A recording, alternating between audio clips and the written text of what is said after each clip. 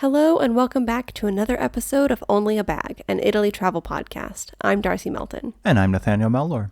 And today we are going to be talking about how to plan your trip to Italy, and specifically how Italy is bigger than you think it is. And I think we've been requested at some points to basically talk about how to plan your trip to Italy. And it's something that we encourage y'all to message us about. And we realized we've never actually talked about it. We've talked about a lot of these sort of the details and the aspects and the flights and the credit cards and this and that and the other thing, but haven't really been like, oh, here's some things that you should probably know this is especially for people I think who are at that stage of like, I know I want to go. So what's step one? Right. If you've already been doing a lot of research and things like that, this might be useful for you, though. I think it still will be, because planning a trip at all in general can be incredibly stressful and also overwhelming. So I think this is we're going to kind of, not bullet points, but it's a good sort of like blocky, here's how to plan your trip and here's how to think about planning your trip. This is going to be a 6-part, 3-week series, roughly. Yeah. Not roughly, we've planned it out. It should be exactly that. And we're not gonna be your tour guide, and we're not gonna plan your trip down to the T for you, because you don't want us doing that, I'm sure. But we're gonna give you the tools to be able to plan out your trip in a way that hopefully is not very stressful. Yes. No, I think that's a good like way to phrase it, in terms of like, we also realized too that we, like, for instance, like with restaurants and things like that, or specific tours, we have different tastes potentially than y'all. So it's a little bit hard to kind of, even with people we know, it's hard to kind of give a very specific restaurant recommendation, because I mean, we might know somebody, but I'm like, I don't know what you like to eat. I don't know what you're into. Yeah, exactly. So it can be hard to sort of to give really good advice based on having no prior information. So instead, we wanted to be like, here's how you plan your trip. Here's the tools in order to do so, and starting with even the most basic of information. So before we get started, if you don't mind my quick little notes. Do it. I just want to first off say thank you to everyone who has been leaving us reviews on Spotify and Apple Podcasts. If you'd like to also leave a review, you can do so there. You can also follow us there. We have a website as well, onlyabag.com, where you can find articles that we've written. You can bookmark them to your phone, save them if ever you need them while you're in Italy and you need to refer back to them. Last but not least, if you'd like to support the podcast in a financial manner, you can do so at ko-fi.com/onlyabag, where you can donate to us and help us buy new microphones. And that is it. Thank you. Thank you so much, all of you who have been giving us reviews. I just want to put my thank you in there as well. It's incredibly helpful when you leave reviews and rate the podcast. So thank you. It is. I think it's helping us be found by more people. So thank you. And also, it makes our hearts happy. Well, we are very much egotists, I guess. So thank you. We're humans. So jumping into it, I guess. Can I ask you, Nathaniel, the age-old question? Yes. The question we have been asking ourselves as humans for eons. How many bananas long is Italy? I think at the end of the last episode, right? Or at some point you were like, I needed to know this information. Yeah. So we did the math. The math consisted of very simple division. And we came with the result of 6,217,728 bananas long. I'm going to be honest with you, that's more bananas than I thought it would be. So did I on it. And that doesn't account for the elevation changes. So obviously that's in a straight line. Adds more bananas. Yeah. So that could be potentially longer. So you too can do your part by, I don't know, laying a banana down on the ground to measure Italy when you're here. Though in actionable information, it is about 720 miles long, give or take, 1,100 kilometers. Give or take. And for those of you who know where Savannah and Philadelphia are, it would be weird if you did, but here you are. We're from Savannah, so I was like trying to figure out where's a easy way to measure. It's about the same distance as Savannah to Philadelphia.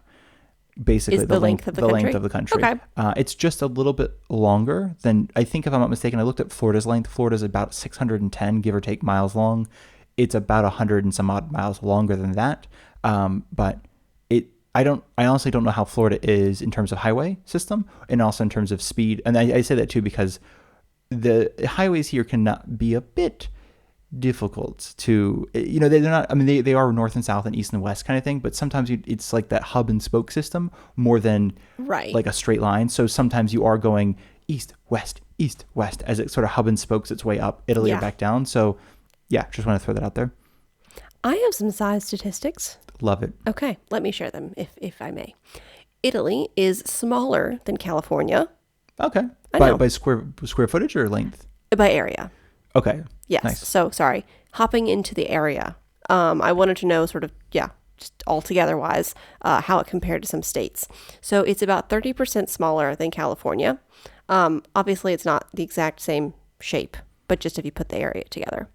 You can fit more than 2 Italys inside of Texas. Interesting. I know, but Texas is huge. Well, I read that Texas is 1.5 times larger than Italy. So I'm wondering if mine was including Sicily and Sardinia or not, and yours is not potentially. Because that would be because Sicily and Sardinia make up a pretty fair portion of Italy. What was your statistic that you had? Texas is 1.5 times bigger by square mileage. Yeah, and mine would be like 2.3 times bigger. Yeah. So I wonder if they took out like the islands basically, because they may be measuring like mainland to mainland kind of thing. Maybe so. Okay. It's still fascinating though. Texas is huge. It is absolutely giant. Italy is 2.5 times larger than Florida by area. By area, okay. By area. Like, okay, interesting. That actually makes sense though, because you look at it on a map, and I think sometimes it's easy to assume that Florida and Italy are the same in length and in size. Right, exactly. They're both boot shaped. Yeah, exactly. When you look at the shape of them, off the larger continent. Yeah. And I have just one statistic about population density. Yeah. Because I think for me and you, it's so easy to think that Italy is not that densely populated because we live in a small town where a lot of people have left. Like it is a very empty feeling town. But obviously in a big city, it feels packed because there's apartment buildings everywhere and almost every apartment is lived in. So Italy has roughly 60 million inhabitants, which is 200 per square kilometer. Okay. Which makes it pretty densely packed if you think of it that way. One thing I saw said, and this is kind of a weird comparison, but it's what I saw, is that Italy has a greater population density than New York State, but obviously not New York City. Like most of the population of New York is in New York City. Which is interesting because I think New York used to, I don't know if it still is, I don't know if like Hong Kong or maybe Shanghai or somewhere else has taken over, but I know that it used to be the most densely populated city, and or like per just simply square foot of the most people living in what square mile kind of thing. Mm-hmm. One thing I found fascinating, this is not really at all to Italy, but I just want to throw it out there because I'm reading all these articles about the wildfires in Greece, and something mentioned it has 10 million people, and I was like, there's no way Greece has 10 million people. Turns out they do, which is very low. It feels so low for us. You said we have 60. I think I read us, and this is we have about 66 million, give or take 67 million. Okay, might be an old stat.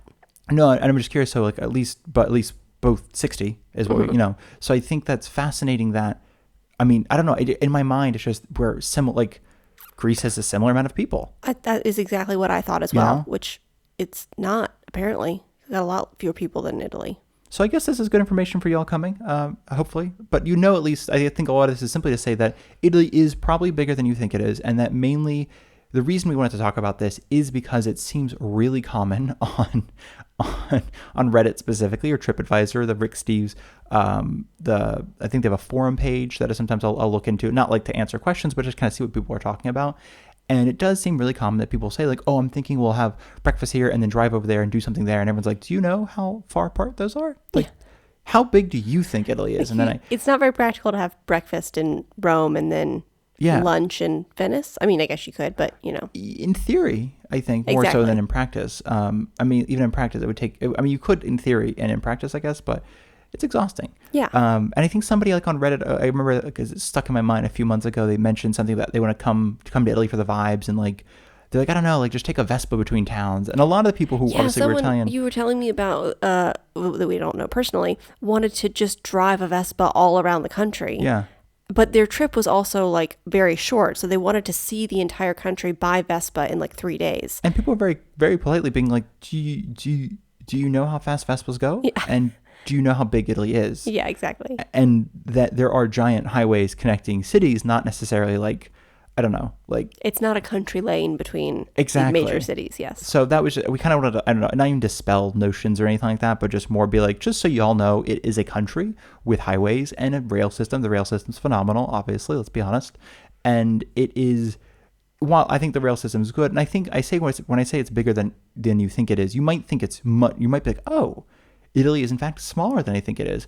This was more for those travelers who like to fit everything in 2 days. If that makes sense, like the sort of like, I'm going to go backpack 2 days in and out. I'm going to see Milan, Venice, Rome, Naples, Sicily. And it's kind of like, okay, love that. 2 days to see 5 places unconnected. I mean, because again, my measurement did not obviously include Sicily. It was just the 720 miles is just north to south in the main body, which is, I mean, like getting to Sicily is either ferry or flight. It's a whole thing. So this is all simply to say that I guess the other subtitle, like subtitle of this would have been North versus South or something. And in the next episode, we will talk about choosing a theme as a way to sort of simplify your trip. Not to give away the next episode, but in this episode, we wanted to talk about one of the common ways to do so is to split up your trip is to consider splitting it up geographically. Yeah, absolutely. I think that makes a lot of sense because it's really incredibly impractical to think that you can visit Puglia and have a really nice, relaxing time and actually experience any part of Puglia and also see Naples and Rome and Milan and Venice and Florence in 5 days or something, which is an average sort of trip length. Because they're pretty far apart. They are, and I think something again we probably will repeat a few times throughout this little mini series is that we are big proponents of taking your time, of not rushing to see things, of just sort of taking a little bit of a longer lunch. If you have an extra day, to sort of take it as a relaxation day rather than trying to cram something into that day. And I think part of it, and I think something again we will repeat, especially when we start talking about like the nitty gritty of planning your trip, is it's okay to have like one free day, because I realized, I mean, even this is such a silly example potentially, but you and your mom, when your mom was visiting, you and your mom went ahead to Pompeii while I was finishing up work. And I was like, I'll meet you guys in Pompeii and then we'll go to Sorrento for the afternoon. And I'd already seen Pompeii and it felt like maybe more prudent to make the deadline than it was to see Pompeii again. And I remember walking, like after I got done with work and I was walking through the old town, and it was interesting because it's a bit, Naples definitely has now more of a we do things for you, less of a we do things for ourselves sort of vibe. In that sense, in the sense that like there's an idea that when people are performing, like on singing opera on their balcony, they're doing it because they also have a little tip bucket on a string that they are welcoming tips into and things like that. So, but I realized it was like one little band playing on the street and somebody singing opera on the balcony with the tip bucket. That was a real example, and all these things were happening in the old section, the old town, the Centro Storico. And while definitely they felt on one hand kind of like touristy in terms of like, maybe not as organic as one would hope. On the other hand, I'm like, oh, this would be really cool. And I was really hoping like your mom would want to see it because she's obviously quite into music. So I was like, there's like 4 or 5 musician type things happening here. And of course, Pompeii is amazing and you should see Pompeii. It's obviously like, you should see Pompeii. Yeah, it's incredible. It was just more the idea that like with one free day, you could have also seen this kind of thing. Like you could have also understood like this is potentially what makes Naples, or it used to. And then people realize that's what potentially people are coming to Naples for. So the lines between we authentically do this and we sort of do this for y'all can be blurred a little bit. I think it's also hard. Like you can't plan for that because those are spontaneous experiences. So I think in another episode coming up, we're going to talk about setting expectations. But I think I know that you and I have had some of our best experiences traveling when we are just wandering around, when we are not when we don't have a set plan to see a museum or go to the Colosseum or something like that, which are incredible experiences. And I wouldn't have wanted to miss those, but there's just like these little bits of life and little like a window into a sort of place or a soul of a city that you get when you're just wandering and happening upon things. However, it's not guaranteed to happen. So I think it's also understandable if you're feeling trepidatious about planning a free day where you're just wandering, because you might not see a sort of, transcendental moment like you had in Naples, which was just clearly incredible. And I think there's something also to be said for the fact that if you were spending a lot of money to get here and then to sleep here and eat here, then there's a different pressure for sure. I think the first time I went traveling, I spent money obviously to get to a place, and then I had no plans. I didn't really have any expectations. So I remember like going to Paris or Germany or even Tunisia. It was like everything kind of felt magical because nothing was planned. I didn't do any research on these places. I'm just going to wander around and see what I find and stumble onto things. And so I think that like it's the same times that, like, I think I read on, again, Reddit the other day, people were talking about the sort of magicalness, if you will, of walking around Rome at night. And because I think people were talking about, is it safe at night, and et cetera, et cetera. And they're like, it's honestly pretty safe. There are police patrols, blah, blah, blah, blah. It's closer to a city that doesn't sleep than New York City is, like post COVID. Like New York City, like I think when you and I were there post COVID, it felt like, oh, it definitely sleeps now. Like there's definitely like, oh, nothing's open. But I think with Rome, it was like, even to midnight, 1 a.m., 2 a.m., there were still restaurants and bars and clubs and and then by like true. 3 or 4, the trash people were out like collecting trash. Not the trash people, the garbage collectors, I guess. But then people were, headed to work right after that. So it kind of felt like there was constant motion. So there's a sense of safety. And one person was talking about how they really knew nothing about Rome, and so they were just wandering around at night after dinner and stumbled on this beautiful fountain. They loved it, and they had no idea it was the Trevi Fountain because they just like didn't. And I realized that makes sense. Like if you don't really know anything about Rome, you'd have no necessarily knowledge of the Trevi Fountain, but they just like, it was such a beautiful moment of 3 a.m. stumbling on this fountain that I'd never heard of, most gorgeous thing in the world. They also went back in the morning and realized like, oh, this is not like some hidden secret thing that I found. And weirdly, a little tidbit, it is somewhat easy to stumble upon the Trevi Fountain. I know the first time we went, you knew where we were going, and you were doing a very cute thing of, I'm a very like powerful, headstrong person, but Nathaniel was doing this sort of like, let me just, oh, we're going to stumble across this thing, which was actually really nice because I was hecka stressed, and it was great to not have to think about where we were going.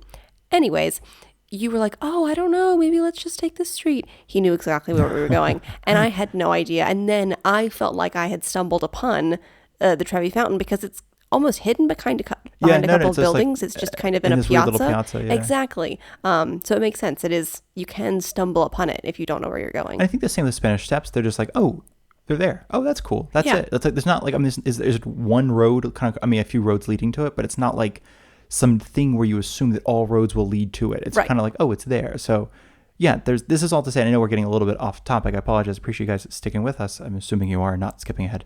But no, it's just something that we will repeat over the course of this mini series, is that we do urge you to take a little bit of time if you can. It can be really hard. It can be super stressful because that's day of. And of course, when you've been planning this for months and you finally get here and it's, okay, it's our day to have magic happen to us. There's a lot of pressure there to like have magic happen. And no, this is just simply to say, like, if it doesn't work out for you, no worries. It's just more of we have this, I think, as you mentioned, we have this sort of, we often will go places without knowing about that place, just to see like the first impressions that are completely uncolored by the tour we took or the things we read online or whatever it is. We've went to North Macedonia like that. We've been to a couple different cities in France like that. We just sort of like, oh, let's go to this place. And then we get there and then either have an amazing time or be like, oh, we probably should have done some research, but it was so fun. It was just like, I think it's either really, really fun or not great. And you probably would not have gone in the first place, if that makes sense. I think having a sense of discovery, I mean, obviously you're not discovering anywhere you've been. There are people already existing there, but having like your own self-discovery journey essentially in a place can be really special. It really can. So we talked about this north versus south, and I think even before jumping into that and giving some explanations or some examples, I first wanted to talk about a multi-city flight, which I gotta be honest, I know this is not like the sexy thing to talk about with traveling. We just talked about magic. You can talk about something practical. It's good. Balance. Well, and it's something because I realized that it is not something I used to do, multi-city flights, because they used to be very expensive. I think and I don't know if y'all are in the aviation field, you could tell me more if you're a flight attendant or if you're a pilot or something like that, air traffic control, let us know. But it seems like it used to be booked as 2 separate one-way tickets, even on the same airline. So a round trip ticket might be $800, but a multi-city was like $1,600 or $1,700. And that was like a lot. Like, or not, I guess not booked as 2 one-ways, but maybe 2 round trips or something. It always felt like out of reach. But ever since post-COVID, I don't know why specifically post-COVID. I don't know if it's just like things are changing, whatever it is. But we have found that multi-city can often be a lot cheaper, both going to the States and then also coming, if we're in the States and doing a round trip to Italy back to the States. In multi-city, all it means is you fly out of one city, ideally your home city, and let's say you fly into Venice and you fly out of Rome, for example, and then go back to your home city. That way you don't have to make this loop when you're in Italy itself, because something that we've heard a lot from people who message us and from people on Reddit, kind of just like, I mean, even people who visit, is there is this incredible amount of stress to be like, well, I'm flying into Rome. I have a couple days in Rome. I'm going there. I'm going there. I'm going there. And then I have to make it from here all the way back to Rome. And they're like, should I do that? Because it's like, I think a big thing is, like, let's say you're leaving Sicily and you want to go back to Rome. And some people are like, my flight's in Rome at 6 a.m. If I take a really late flight out of Sicily, can I just stay in the airport for 2 extra hours before having to like be at the air? So there's this complication around having to get back to a place. It also can kind of feel like you're backtracking. Like, I've always seen all these things. I don't want to do it again, which I do understand. It's like, especially when time is so valuable, you want to see more and more and more, not necessarily retouch the places you've already been. I think with the example of Sicily too, sometimes if you are flying in and out of Rome, for example, like you said, there's this feeling maybe that you can't get to Sicily because you don't want to get too far away from the airport that you have to inevitably get back to, so it can feel kind of restricting. And that's the thing. So I think it's smart to consider multi-city, which every flight booking thing has this, and also kind of balance out different flights, because like for some reason it'll be super cheap for us to like leave out of Venice, but then coming back to Venice is where it gets to be like an $1,100 ticket. But leaving from Venice and going back to Rome is like a $750 ticket. But again, leaving out of Rome and coming back to Rome is an $1,100 ticket. So it's kind of like, is there some sort of weird thing around, like, so I don't know if it's a... I would definitely suggest, if you know, like Nathaniel gave the example, Rome and Venice, if you know that you want to see northern Italy, maybe you want to see Florence, Milan, perhaps. I don't know why you want to go to Milan, but if you do, fine. Wow, throwing shade. A little drive by there. It's got famous things in Milan, including but not limited to a cathedral that I don't know the name of. See, there you go. We've been to Milan. It's lovely. It's just kind of very new looking and it's not my vibe, I guess. But you want to see northern Italy. You want to start or end in Rome and start or end in Venice. I would first go on Google Flights or your airline of choice and check out the price difference between landing in Rome and leaving from Venice, and the difference of landing in Venice and leaving from Rome, because one could be cheaper. It's also, and even on that note, is, especially if you're planning a trip in the summer, something to consider is that, and we're giving a lot of advice, I apologize, that maybe can be hard to, you have to like make notes maybe for this, I don't know, but in tying together with this piece of advice I'm about to say and what you just said is to first actually familiarize yourself slightly with airlines and their routes, which sounds like the most boring thing on earth. I promise. I know. I love my brother. He's just a sweetheart. He'll send me the press release for when Delta like announces their new line. He'll be like, Nathaniel, did you hear? They are flying directly from Minneapolis to Rome now. And I'm like, first off, I don't live in Minneapolis. We don't know anybody living in Minneapolis, but I love that. We know a lot of people who live in Minnesota, though. I realize that. Actually, I think most all live in St. Paul, Minneapolis, which I realize is now the same place. So that was incredibly helpful. It was helpful. Thank you to your brother. In hindsight, yes, very helpful. But I think it's funny because he'll tell me these things, so I don't have to like pay attention to it. But it's actually interesting mainly because we, like, for instance, Naples is the closest airport to us. And while it is an international airport and a fairly large airport in terms of like planes coming in, not in terms of footprint, it's a tiny airport, it has very, very few direct flights to the States. Almost all flights out of Naples will hit some other European country or city and then go to the States. So anytime there's a direct route, which is almost only in the summer, which is going to be my tip, is like, as soon as like, it's something like you're flying out of Naples but back into Rome because you're flying, in a week you're going to Savannah and there's a direct flight to Atlanta. But then, like, on September 9th or whatever it is when you're coming back, there's no more direct flights. So it's like, oh, you want to stop at 4 different airports on the way back to Naples? So it's kind of like, I don't. Which is all simply to say, it's, as you mentioned, check all the variations if you can. I know it is a nightmare. It's mostly to also try to make it easier for you, especially if you're traveling with kids, if you're just traveling with you and a partner, even if it's just by yourself. It's like we're big on maximizing the time spent in the country and limiting the time traveling around. Something else is we've mentioned this at the beginning of the episode. We're from Savannah. Savannah has 0 direct flights to Europe. Obviously, that would be insane. It does have an international airport, though. I am not sure where it flies to. I don't know if anybody is. I think it flies to somewhere and one flight a year, and they're like, technically it counts.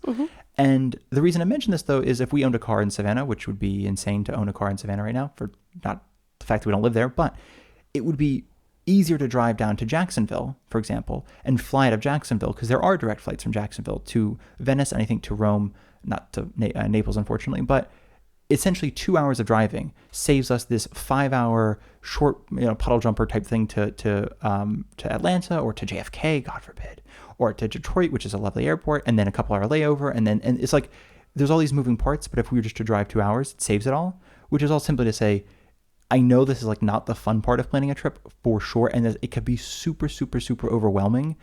It again used to be, I think there used to be more tools like the Matrix ITA used to be a That was great. Google software, and I think they've kind of folded it into Google Flights. So when you use Google Flights, you're essentially using that software, but you can look for like 50 miles around you or 70 miles around you, so all the airports around you, to 70 miles around Rome or whatever it is. So it looks at all these airports and tries to find the cheapest flights.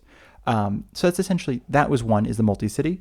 And then this north versus south, briefly I did want to touch on this before the end of the episode, because it's kind of mostly what this episode is supposed to be about.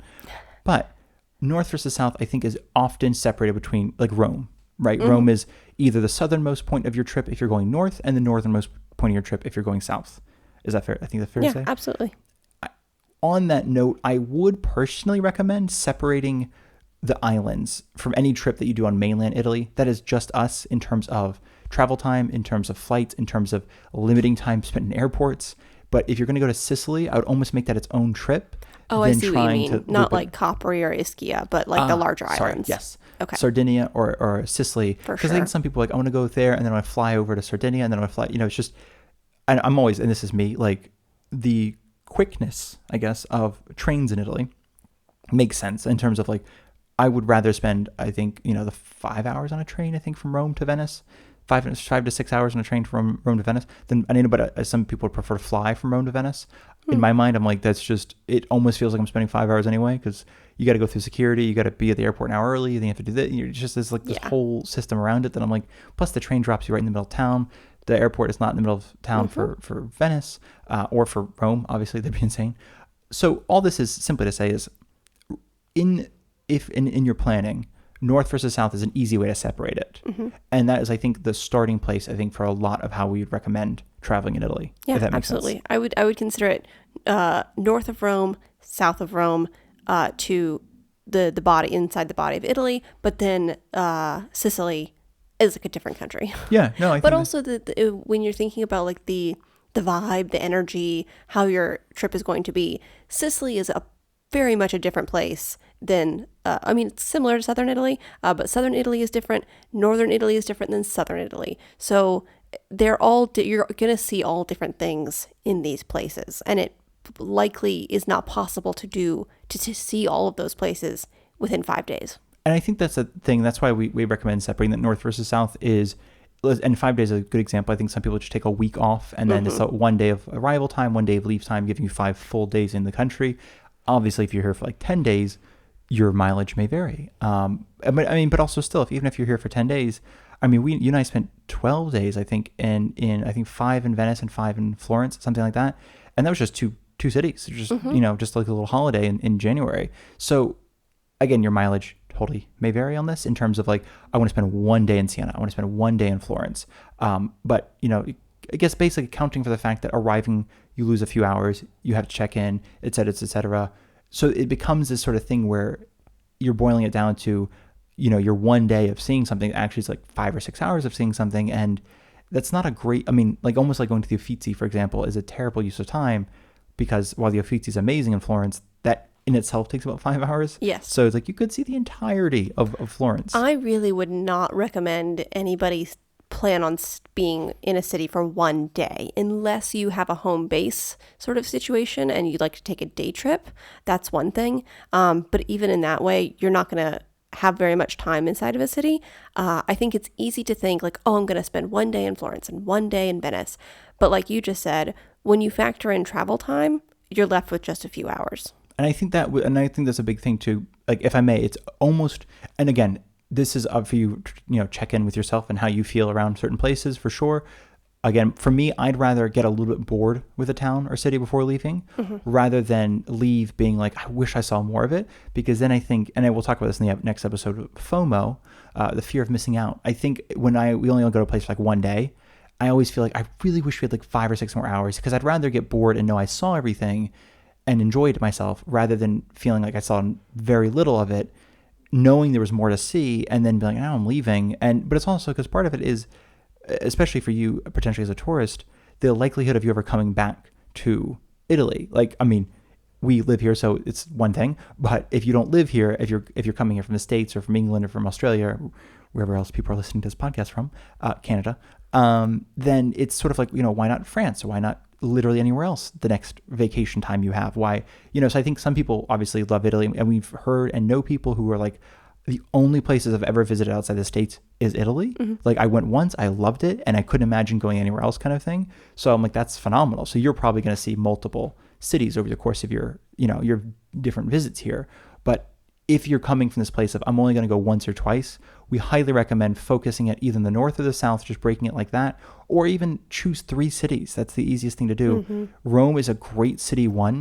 Don't spend 2 days in Rome, spend more than 2 days in Rome. I promise you, there's so much to see, and it's massive. Yeah, and minimum 3 days in Rome is, if I can give specific advice, that would be my only specific thing, is minimum of 3 days in Rome. And then go north, Florence, Venice, Milan if you'd like Como if you want something smaller, Siena if you want something smaller, or south, there's Naples, there's the Amalfi Coast, there's Puglia, etc., etc. So this is just like as a starting point in terms of, again, the next one we'll talk about theme, right?